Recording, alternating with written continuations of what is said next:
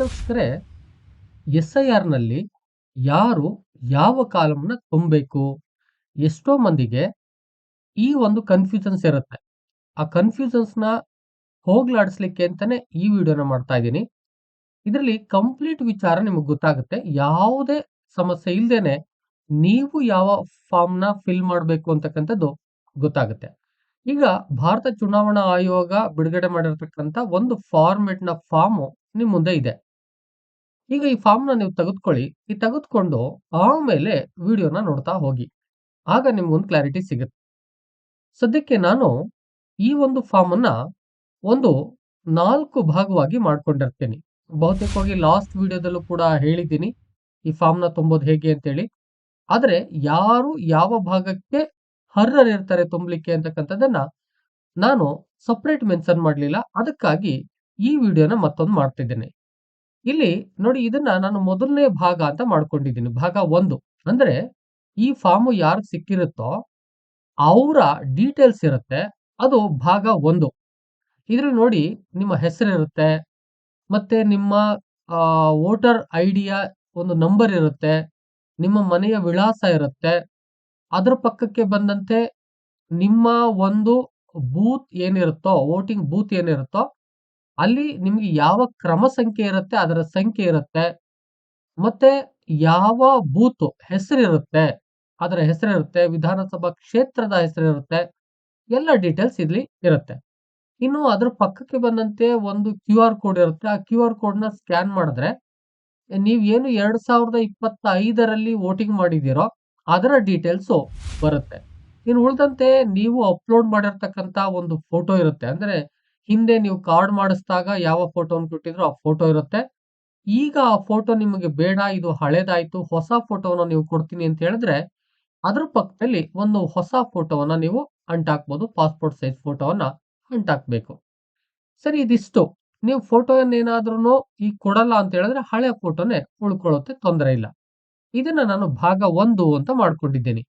ಇನ್ನು ಮುಂದೆ ಬಂದ್ರೆ ಈ ಭಾಗವನ್ನ, ಅಂದ್ರೆ ಮೊದಲು ಕಾಣಿಸ್ತಕ್ಕಂಥ ಈ ಭಾಗವನ್ನ ಭಾಗ 2 ಅಂತ ಮಾಡ್ಕೊಂಡಿದ್ದೀನಿ. ನೆಕ್ಸ್ಟ್ ಇದನ್ನ ಭಾಗ 3 ಅಂತ, ನೆಕ್ಸ್ಟ್ ಇದನ್ನ 4 ಅಂತ. ಈ ಭಾಗ ಎಲ್ಲರೂ ಕೂಡ ಫಿಲ್ ಮಾಡ್ಬೇಕಾಗತ್ತೆ. ಅದರಲ್ಲಿ ಇಂಥವ್ರು ಅಂತವ್ರು ಅಂತ ಏನಿಲ್ಲ. ನಿಮಗೆ ಫಾರ್ಮ್ ಸಿಕ್ಕಿದೆ ಅಂದ್ರೆ ಇದನ್ನ ಫಿಲ್ ಮಾಡಬೇಕು ಭಾಗ 4 ಆದ್ರೆ ಭಾಗ 2 ಮತ್ತೆ ಭಾಗ 3 ಯಾರು ಫಿಲ್ ಮಾಡಬೇಕು ಅನ್ನೋ ಕನ್ಫ್ಯೂಷನ್ಸ್ಗೆ ಈ ವಿಡಿಯೋ ಹೆಲ್ಪ್ ಮಾಡುತ್ತೆ. ಇದೇ ರೀತಿಯಾದ ಇನ್ಫಾರ್ಮೇಟಿವ್ ವಿಡಿಯೋಗಳನ್ನ ನಾನು ಮಾಡ್ತಾನೆ ಇರ್ತೀನಿ. ತುಂಬಾ ಜನ ವಿಡಿಯೋನ ನೋಡ್ತಾ ಇದ್ದೀರಾ, ಆದ್ರೆ ಸಬ್ಸ್ಕ್ರೈಬ್ ಮಾಡ್ಕೊಂಡಿಲ್ಲ. ಆದರಿಂದಾಗಿ ನಿಮ್ಮಲ್ಲಿ ಒಂದು ರಿಕ್ವೆಸ್ಟ್, ಸಬ್ಸ್ಕ್ರೈಬ್ ಮಾಡಿಕೊಂಡು ವಿಡಿಯೋನ ನೋಡಿ. ಇದೇ ರೀತಿಯಾದಂತ ಇನ್ಫಾರ್ಮೇಟಿವ್ ವಿಡಿಯೋಗಳನ್ನೇ ನಾನು ನನ್ನ ಚಾನೆಲ್ ನಲ್ಲಿ ತರ್ತಾ ಇರ್ತೀನಿ. ಅದಕ್ಕಾಗಿ ನೀವು ಬೆಲ್ ಬಟನ್ ಕ್ಲಿಕ್ ಮಾಡ್ಕೊಳ್ಳಿ. ನಾನು ವಿಡಿಯೋನ ಅಪ್ಲೋಡ್ ಮಾಡಿದ ತಕ್ಷಣದಲ್ಲಿ ನಿಮ್ಗೆ ನೋಟಿಫಿಕೇಶನ್ ಮೂಲಕ ಅವು ಬಂದು ತಲುಪ್ತವೆ. ಬನ್ನಿ ಮಾಹಿತಿಯಲ್ಲಿ ಮುಂದುವರಿಯೋಣ. ಈಗ ಭಾಗ 1 ನೋಡ್ತಾ ಹೋದ್ರೆ ಸ್ವಲ್ಪ ಜೂಮ್ ಮಾಡ್ಕೊಳ್ಳೋಣ, ನಿಮ್ಗೆ ನೀಟಾಗಿ ಕಾಣಿಸುತ್ತೆ. ಈಗ ಇಲ್ಲಿ ಹೇಳ್ತಾರೆ, ಹಿಂದಿನ ವಿಶೇಷ ಸಮಗ್ರ ಪರಿಷ್ಕರಣೆ ಮತದಾರರ ಪಟ್ಟಿಯಲ್ಲಿನ ಮತದಾರರ ವಿವರಗಳು ಅಂತ ಕರೀತಾರೆ. ಅಂದ್ರೆ ಹಿಂದೆ ಏನೋ ವಿಶೇಷ ಸಮಗ್ರ ಪರಿಷ್ಕರಣೆ ಆಗಿತ್ತೋ, ಅಂದ್ರೆ 2002ರಲ್ಲಿ ಏನಾಗಿತ್ತೋ ಅಲ್ಲಿ ಲಭ್ಯವಿರತಕ್ಕಂತ ಮಾಹಿತಿಯನ್ನ ನೀವು ಇಲ್ಲಿ ತಂದು ತುಂಬಬೇಕು ಅನ್ನೋ ಅರ್ಥ. 2002ರಲ್ಲಿ ಯಾವ ಮಾಹಿತಿ ಇತ್ತೋ ಅದನ್ನ ನೀವು ಈ ಭಾಗದಲ್ಲಿ ತಂದು ತುಂಬಬೇಕು. ಮೇಲ್ಗಡೆ ಯಾರ ಹೆಸರಿದೆಯೋ ಅವರ ಒಂದು ಡೀಟೇಲ್ಸ್ 2002ರಲ್ಲಿ ಇದ್ರೆ, ಅಂದ್ರೆ ನೀವು 2002ರಲ್ಲಿ ಮತ ಹಾಕಿರ್ಬೇಕು. ಮತ ಹಾಕಿ ಅಲ್ಲಿ ಡೀಟೇಲ್ಸ್ ನಿಮ್ಗೆ ಲಭ್ಯ ಆಗ್ತಾ ಇದ್ರೆ ಇದರಲ್ಲಿ ಫಿಲ್ ಮಾಡಬೇಕು. ನೀವು 3ನೇ ಭಾಗವನ್ನ ಫಿಲ್ ಮಾಡೋ ಅವಶ್ಯಕತೆ ಇಲ್ಲ. ಕ್ಲಿಯರ್ ಆಗ್ತಾ ಇದೆ. 2ನೇ ಭಾಗವನ್ನ ಫಿಲ್ ಮಾಡಬೇಕು. ಇಲ್ಲಿ ನೀವು 2002ರ ಡೀಟೇಲ್ಸ್ ಎಲ್ಲಿ ಸಿಗುತ್ತೆ ನನಗೆ ಅನ್ನೋ ಸಮಸ್ಯೆ. ಅದಕ್ಕಾಗಿ ನಾನು ಮತ್ತೊಂದು ವಿಡಿಯೋನ ಆಲ್ರೆಡಿ ಮಾಡ್ಕೊಟ್ಟಿದ್ದೀನಿ. ನಾನು ಅದನ್ನ ಎಂಡ್ ಸ್ಕ್ರೀನ್ ಹಾಕಿರ್ತೀನಿ ಮತ್ತು ಐ ಕಾರ್ಡ್ ಅಲ್ಲಿ ಹಾಕಿರ್ತೀನಿ. ಮೇಲ್ಗಡೆ ನೋಡಿ, ಐ ಕಾರ್ಡ್ ಅಲ್ಲಿ ಹಾಕಿರ್ತೀನಿ. ಅದನ್ನ ಕ್ಲಿಕ್ ಮಾಡಿದ್ರೆ ನಿಮ್ಗೆ ಈ 2002ರ ಡೀಟೇಲ್ಸ್ ನ ಹೇಗೆ ತಗೊಳ್ಳೋದು ಅಂತಕ್ಕಂಥ ಕಂಪ್ಲೀಟ್ ಡೀಟೇಲ್ಸ್ ಕೊಟ್ಟಿದ್ದೀನಿ. ಸ್ಟೆಪ್ ಬೈ ಸ್ಟೆಪ್ ಕೊಟ್ಟಿದ್ದೀನಿ. ಅದನ್ನು ಒಮ್ಮೆ ನೋಡಿ ನೀವು ಆ 2002ರ ಡೀಟೇಲ್ಸ್ ಅನ್ನ ನೀವು ತಗೋಬಹುದು. ಜೊತೆಗೆ ನಾನು ವಿಡಿಯೋ ಕೆಳಗಡೆ ಇರ್ತಕ್ಕಂಥ ಡಿಸ್ಕ್ರಿಪ್ಷನ್ ಬಾಕ್ಸ್ ಅಲ್ಲೂ ಕೂಡ ಅದರ ಲಿಂಕ್ ಅನ್ನು ಕೊಟ್ಟಿರ್ತೀನಿ. ನಿಮ್ಗೆ ಎಲ್ಲಿ ಉಪಯೋಗ ಆಗುತ್ತೆ ಅದನ್ನ ಕ್ಲಿಕ್ ಮಾಡಿ ಆ ವಿಡಿಯೋನ ನೋಡಿ. ಹಾಗಾದ್ರೆ ನಿಮಗೆ ಕ್ಲಿಯರ್ ಆಯ್ತು, 2002ರ ಡೀಟೇಲ್ಸ್ ನಿಮ್ಗೆ ಸಿಕ್ಕಿದ್ರೆ ಇದರಲ್ಲಿ ಫಿಲ್ ಮಾಡಬೇಕು ಅಂತಕ್ಕಂಥದ್ದು ಗೊತ್ತಾಯ್ತು. ಇನ್ನು 2002ರಲ್ಲಿ ನಿಮ್ಮ ಡೀಟೇಲ್ಸ್ ಸಿಗ್ತಾ ಇಲ್ಲ. ಆಗ 3ನೇ ಭಾಗಕ್ಕೆ ಬರಬೇಕು. 3ನೇ ಭಾಗಕ್ಕೆ ಬಂದು 3ನೇ ಭಾಗದಲ್ಲಿ 2002ರಲ್ಲಿ ನಿಮ್ಮ ರಿಲೇಷನ್ಸ್ ಯಾರಾದ್ರೂ ವೋಟ್ ಹಾಕಿ 2002ರ ಡೀಟೇಲ್ಸ್ ಸಿಗ್ತಾ ಇದೆ ಅಂತ ಹೇಳಿದ್ರೆ ಇದರಲ್ಲಿ ಫಿಲ್ ಮಾಡಬಹುದು. ಕ್ಲಿಯರ್ ಮಾಡ್ಕೊಳ್ಳಿ. ನಿಮ್ಮ ಡೀಟೇಲ್ಸ್ ಸಿಕ್ಕಿಲ್ಲ 2002ರದು, ಅದಕ್ಕೆ ನೀವು 3ನೇ ಈ ಭಾಗಕ್ಕೆ ಬರಬೇಕು. ಇಲ್ಲಿ ಅವರ ಡೀಟೇಲ್ಸ್ ಅನ್ನ ನೀವು ಫಿಲ್ ಮಾಡ್ತಾ ಹೋಗ್ಬೇಕು. ಕ್ಲಿಯರ್ ಆಗ್ತಾ ಇದೆ? ನಿಮ್ಮ ಡೀಟೇಲ್ಸ್ ಎಲ್ಲ ಇಲ್ಲಿ ಫಿಲ್ ಮಾಡೋದು, ಅವರ ಡೀಟೇಲ್ಸ್ ಅನ್ನ ನೀವು ಫಿಲ್ ಮಾಡ್ಬೇಕಿಲ್ಲಿ. ಎಷ್ಟೋ ಜನಕ್ಕೆ ಕನ್ಫ್ಯೂಷನ್ಸ್ ಅಂತ ಹೇಳಿದ್ರೆ 3ನೇ ಭಾಗದಲ್ಲಿ ನಮ್ಮ ಡೀಟೇಲ್ಸ್ ಫಿಲ್ ಮಾಡ್ಬೇಕೇನೋ ಅಂತ. ಇಲ್ಲಿ ನಿಮ್ಮ ಡೀಟೇಲ್ಸ್ ಆಲ್ರೆಡಿ ಮೇಲಿದೆ, ಭಾಗ 1ರಲ್ಲೇ ಇದೆ. ನಿಮ್ಮ ಡೀಟೇಲ್ಸ್ 2002ರಲ್ಲಿ ಸಿಕ್ತು ಅಂದ್ರೆ ಅದೇ ರೀತಿಯಾದಂತ ಮಾಹಿತಿಯನ್ನ ಈ ಭಾಗ 1ರಲ್ಲಿ ಫಿಲ್ ಮಾಡಿ. ಮೇಲ್ಗಡೆ ಇದ್ದಾಗೆ ಇರುತ್ತಾ? ಇರೋದಿಲ್ಲ, ಕೆಲವು ಚೇಂಜಸ್ ಇರ್ಬೋದು. ಯಾಕಂತ ಹೇಳಿದ್ರೆ ಮೇಲ್ಗಡೆ ಇರತಕ್ಕಂತ ಡೀಟೇಲ್ಸ್ 2025ರಲ್ಲಿ ನಿಮ್ಮ ಮಾಹಿತಿ ಏನ್ ಸಿಕ್ತೋ ಅದನ್ನ ಪ್ರಿಂಟ್ ಮಾಡಿದ್ದಾರೆ. ಈಗ ಕೇಳ್ತಾ ಇರ್ತಕ್ಕಂಥದ್ದು ಈ 2ನೇ ಕಾಲಮ್ಗೆ ಸಂಬಂಧಪಟ್ಟಂತೆ 2002ರ ಡೀಟೇಲ್ಸ್. ಮತ್ತೆ ನಾನು 3ನೇ ಕಾಲಮ್ ಬಂದ್ಬಿಡ್ತೀನಿ. ಹಾಗಾದ್ರೆ ಇಲ್ಲಿ ಯಾರ್ಯಾರ ಡೀಟೇಲ್ಸ್ ಅನ್ನ ನೀವು ಫಿಲ್ ಮಾಡ್ಬೋದು? ನಿಮಗೆ ರಿಲೇಷನ್ಸ್, ಈಗ ನಿಮ್ಮ ತಂದೆ 2002ರಲ್ಲಿ ವೋಟ್ ಹಾಕಿರ್ಬೋದು, ನೀವಾಗ ಮೈನರ್ ಇದ್ರಿ ಅಂದ್ರೆ ನಿಮ್ಮ ತಂದೆದು ಡೀಟೇಲ್ಸ್ ಸಿಗುತ್ತೆ, ಅದನ್ನ ಫಿಲ್ ಮಾಡ್ಬೋದು. ಅಥವಾ ನಿಮ್ಮ ತಾಯಿ ಡೀಟೇಲ್ಸ್ ಸಿಗುತ್ತೆ, ಫಿಲ್ ಮಾಡ್ಬೋದು. ಅಥವಾ ನಿಮ್ಮ ಗ್ರ್ಯಾಂಡ್ ಪಾ, ಗ್ರ್ಯಾಂಡ್ ಮಾ ಅಂದ್ರೆ ಅಜ್ಜಿ, ತಾತ ಅಂತೀವಲ್ಲ, ಅವರ ಡೀಟೇಲ್ಸ್ ಸಿಗುತ್ತೆ. 2002ರಲ್ಲಿ ಇವ್ರು ಎಲ್ಲಿ ಯಾರಾದ್ರೂ ಒಬ್ರು ಮತವನ್ನ ಹಾಕಿರ್ತಾರೆ. ಆ ದಿಸೆಯಿಂದಾಗಿ ನೀವು ಅವರ ಡೀಟೇಲ್ಸ್ ಅನ್ನ ತೆಗೆದುಕೊಂಡು ಇಲ್ಲಿ ಫಿಲ್ ಮಾಡಬೇಕು. ಯಾವ ರೀತಿ ಫಿಲ್ ಮಾಡಬೇಕು ಅನ್ನೋದಕ್ಕೆ ನಂದು ಮತ್ತೊಂದು ವಿಡಿಯೋ ಇದೆ. SIR ನಲ್ಲಿ ಹೇಗೆ ಫಾರ್ಮ್ ಅನ್ನ ಫಿಲ್ ಮಾಡಬೇಕು ಅಂತ ಆ ವಿಡಿಯೋ ನೋಡಿ, ನಿಮಗೆ ಕಂಪ್ಲೀಟ್ ಸಿಗುತ್ತೆ. ಬೇಕಾದ್ರೆ ಎಂಡ್ ಸ್ಕ್ರೀನ್ ಅಲ್ಲಿ ಅದನ್ನು ಕೂಡ ಹಾಕಿರ್ತೀನಿ, ಹೋಗಿ ನೋಡ್ಕೊಳ್ಳಿ. ಅಥವಾ ಡಿಸ್ಕ್ರಿಪ್ಷನ್ ಬಾಕ್ಸ್ ಅಲ್ಲಿ ಅದರ ಲಿಂಕ್ ಅನ್ನು ಕೂಡ ಕೊಟ್ಟಿರ್ತೀನಿ, ಹೋಗಿ ಅಲ್ಲಿ ನೋಡಿ. ಸರಿ, ಹೀಗೆ ಇಲ್ಲಿ ನೀವು ಆ ಡೀಟೇಲ್ಸ್ ಅನ್ನ ನೀವು ಫಿಲ್ ಮಾಡಬೇಕು.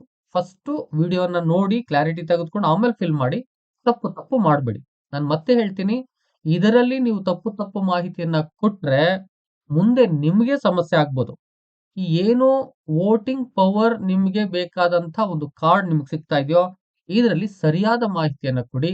ಇದು ಈ ಸಾರಿ ಒಂದ್ ರೀತಿಯಾಗಿ ಫ್ಯಾಮಿಲಿ ಟ್ರೀ ತರನೇ ರೆಡಿ ಆಗತ್ತೆ.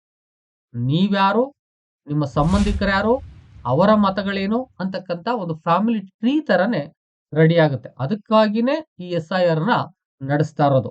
ಎಲ್ಲ ಒಂದು ಸಂಬಂಧ ಲಿಂಕ್ ಆಗಿರುತ್ತೆ, ಅದೇ ರೀತಿ ಮ್ಯಾಪಿಂಗ್ ಆಗ್ತಾ ಇದೆ.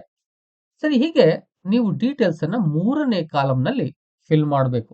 ಆಗ ಈ 2ನೇ ಕಾಲಂನಲ್ಲಿ ಮಾಹಿತಿಯನ್ನ ಫಿಲ್ ಮಾಡೋ ಅವಶ್ಯಕತೆ ಇಲ್ಲ, ಯಾಕೆ ನಿಮ್ ಡೀಟೇಲ್ಸ್ ಸಿಕ್ಕಿಲ್ಲ. ನಿಮ್ಮ ಯಾರೋ ಹಿರಿಯರ ಡೀಟೇಲ್ಸ್ ಸಿಕ್ಕಿದೆ, ಅಪ್ಪ, ಅಮ್ಮ, ಅಜ್ಜಿ, ತಾತ, ಚಿಕ್ಕಪ್ಪ, ಚಿಕ್ಕಮ್ಮ ಯಾರ್ದೋ ಸಿಕ್ಕಿದೆ, ಅದಕ್ಕೆ ನೀವು ಇಲ್ಲಿ ಫಿಲ್ ಅನ್ನ ಮಾಡ್ತಾ ಇದ್ದೀರಾ ಅಂತಕ್ಕಂಥದ್ದು. ಇನ್ನು 4ನೇ ಕಾಲಂಗೆ ಬಂದ್ಬಿಡೋಣ. ಈ 4ನೇ ಕಾಲಂ ಏನಪ್ಪಾ ಅಂತ ಹೇಳಿದ್ರೆ ಇದು ಜನರಲ್ ಕಾಲಮ್. ಎಲ್ರೂ ಫಿಲ್ ಮಾಡಬೇಕು. ಮೇಲ್ಗಡೆ 2002ರಲ್ಲಿ ನಿಮ್ಮ ಡೀಟೇಲ್ಸ್ ಸಿಕ್ಕಿದ್ರೆ ಫಿಲ್ ಮಾಡಿದ್ರೆ ಇಲ್ಲೂ ಫಿಲ್ ಮಾಡಬೇಕು. ಇನ್ನು 3ನೇ ಕಾಲಮ್ ಅಲ್ಲಿ 2002ರ ಡೀಟೇಲ್ಸ್ ನಿಮ್ಮ ರಿಲೇಷನ್ಸ್ ಯಾವ್ದೋ ಸಿಕ್ತೋ ಅದಕ್ಕೆ ಅಲ್ಲಿ ಫಿಲ್ ಮಾಡಿದ್ರಿ, ಮತ್ತೆ ಇಲ್ಲಿ ಬಂದು ನೀವು ಫಿಲ್ ಮಾಡಬೇಕು. ಇಲ್ಲಿ ಯಾರು ಫಿಲ್ ಮಾಡಬೇಕು ಅಂತಕ್ಕಂಥ ಕ್ವಶನ್ ನಿಮ್ಮಲ್ಲಿದ್ರೆ ಇಲ್ಲಿ ಮೇಲ್ಗಡೆ 1ನೇ ಕಾಲಂನಲ್ಲಿ ಮತ್ತೆ ತೋರಿಸ್ಬಿಡ್ತೀನಿ. ಮೇಲ್ಗಡೆ 1ನೇ ಕಾಲಂನಲ್ಲಿ ಯಾರಿದ್ದೀರೋ ಅಂದ್ರೆ ನಿಮ್ಮ ಹೆಸರಿಗೆ ಏನು ಮತದಾರರ ಈ ಒಂದು ಗಣತಿ ನಮೂನೆ ಬಂದಿದೆಯೋ ಇವರು ಈ ಒಂದು 4ನೇ ಕಾಲಂಗೆ ಬಂದು ಫಿಲ್ ಮಾಡಬೇಕು ಅವರ ಡೀಟೇಲ್ಸ್. ಹಾಗಾದ್ರೆ ಇಲ್ಲಿ ಕಂಪ್ಲೀಟ್ ಈಗಿನ ಡೀಟೇಲ್ಸ್ ಅನ್ನ ಫಿಲ್ ಮಾಡಬೇಕು. ಕ್ಲಾರಿಟಿ ತೆಗೆದುಕೊಳ್ಳಿ. ಅಂದ್ರೆ ಪ್ರೆಸೆಂಟ್ ನಿಮ್ಮ ಜನ್ಮ ದಿನಾಂಕ ಯಾವ ರೀತಿ ಯಾವ ಆಧಾರದಲ್ಲಿದೆ ಅದನ್ನ ಫಿಲ್ ಮಾಡಬೇಕು. ಆಧಾರ್ ಸಂಖ್ಯೆ ಈಗ ಪ್ರೆಸೆಂಟ್ ಇರೋದು, ಮೊಬೈಲ್ ಸಂಖ್ಯೆ ಈಗ ಪ್ರೆಸೆಂಟ್ ಇರೋದು, ಮತ್ತೆ ನಿಮ್ಮ ತಂದೆ ಅಥವಾ ಪೋಷಕರು ಈಗಿನ ಪ್ರೆಸೆಂಟ್ ಡೀಟೇಲ್ಸ್. ಅವ್ರೇನಾದ್ರೂ ಮರಣ ಹೊಂದಿದ್ದಲ್ಲಿ ಲೇಟ್ ಅಂತ ಬರೀರಿ, ತೊಂದರೆ ಇಲ್ಲ. ಇನ್ನು ಅವರ ತಂದೆಯ ಒಂದು ಮತದಾರರ ಚೀಟಿ ಅದರ ಸಂಖ್ಯೆ, ತಂದೆದು ಇಲ್ಲ ಏನ್ ಮಾಡೋದು ಅಂತ ಹೇಳಿದ್ರೆ ಅವರೇ ಹೇಳಿದಾರೆ ಲಭ್ಯವಿದ್ದಲ್ಲಿ ಅಂತ. ಲಭ್ಯವಿದ್ರೆ ಬರೀರಿ, ಇಲ್ಲ ಅಂದ್ರೆ ತೊಂದರೆ ಇಲ್ಲ. ಬರೆಯೋದು ಉತ್ತಮ, ಇದ್ದಾಗ ಬರೆಯೋದನ್ನ ಮಿಸ್ ಮಾಡಬೇಡಿ. ಇನ್ನು ತಾಯಿಯ ಹೆಸರು, ಈಗ ಪ್ರೆಸೆಂಟ್ಲಿ ಏನ್ ಡೀಟೇಲ್ಸ್ ಅನ್ನು ಬರಿತಾ ಇದ್ದೀರೋ ಅದಕ್ಕೆ ಸಂಬಂಧಪಟ್ಟಂತೆ ತಾಯಿ ಹೆಸರನ್ನ ಬರಿಬೇಕು. ದೆನ್ ಇಲ್ಲಿ ತಾಯಿಯ ಒಂದು ಭಾವಚಿತ್ರ ಅಥವಾ ಗುರುತಿನ ಚೀಟಿ ಏನಿರುತ್ತೋ ಅದರ ಒಂದು ಸಂಖ್ಯೆಯನ್ನ ಇಲ್ಲಿ ಬರಿಬೇಕು. ಲಭ್ಯವಿದ್ರೆ ಖಂಡಿತ ಬರೀರಿ. ಲಭ್ಯವಿಲ್ಲಿಕೆ ಇಲ್ಲ, ಅವ್ರ ತಾಯಿಯ ಮತದಾರರ ಚೀಟಿನಲ್ಲಿ ಯಾವುದೇ ಡೀಟೇಲ್ಸ್ ನಂಗೆ ಸಿಗ್ತಾ ಇಲ್ಲ, ಅದು ಡಿಲೀಟ್ ಆಗ್ಬಿಟ್ಟಿದೆ, ಏನೋ ಆಗ್ಬಿಟ್ಟಿದೆ ಅಂತ ಹೇಳಿದ್ರೆ ಏನ್ ತೊಂದ್ರೆ ಇಲ್ಲ. ಇದ್ದಾಗ ಮಾತ್ರ ಬರೀರಿ. ಇನ್ನು ಸಂಗಾತಿಯ ಹೆಸರು ಅಂತ ಕೇಳ್ತಾರೆ. ಅಂದ್ರೆ ಸ್ಪೌಸ್ ನೇಮ್ ಅಂತ. ಮದುವೆ ಆಗಿದ್ದವರಿಗೆ ಈ ಒಂದು ಕಾಲಮ್ಮು ಅನ್ವಯಿಸುತ್ತೆ. ಗಂಡ ಫಿಲ್ ಮಾಡ್ತಾ ಇದ್ರೆ ಹೆಂಡತಿಯ ಹೆಸರನ್ನ ಬರಿಬೇಕು. ಹೆಂಡತಿ ಫಿಲ್ ಮಾಡ್ತಾ ಇದ್ರೆ ಗಂಡನ ಹೆಸರನ್ನ ಫಿಲ್ ಮಾಡಬೇಕು.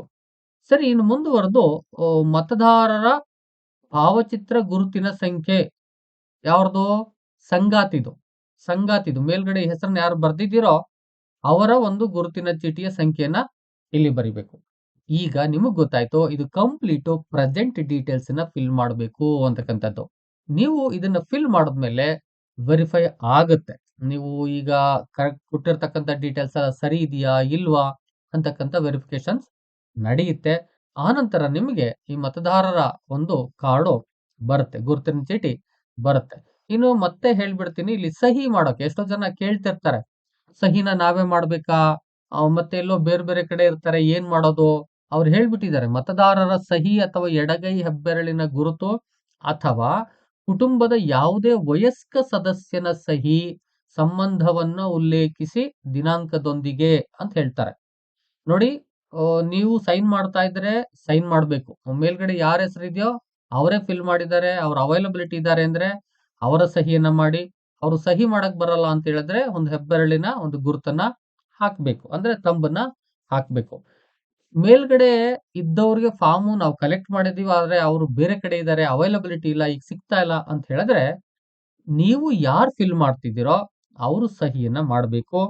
ಜೊತೆಗೆ ಅದರ ಮುಂದೆ ಮೇಲ್ಗಡೆ ಯಾರು ಫಾರ್ಮ್ ಅಲ್ಲಿ ನೇಮ್, ಜೊತೆಗೆ ಅದ್ರ ಜೊತೆ ಮೇಲ್ಗಡೆ ಫಾರ್ಮ್ ಅಲ್ಲಿ ಯಾರ್ ನೇಮ್ ಇದೆಯೋ ಅವರು ನಿಮ್ಗೆ ಏನ್ ಸಂಬಂಧ, ಏನ್ ಆಗ್ಬೇಕು ಅವರು ಅಂತಕ್ಕಂಥದ್ದನ್ನ ಉಲ್ಲೇಖ ಮಾಡಬೇಕು.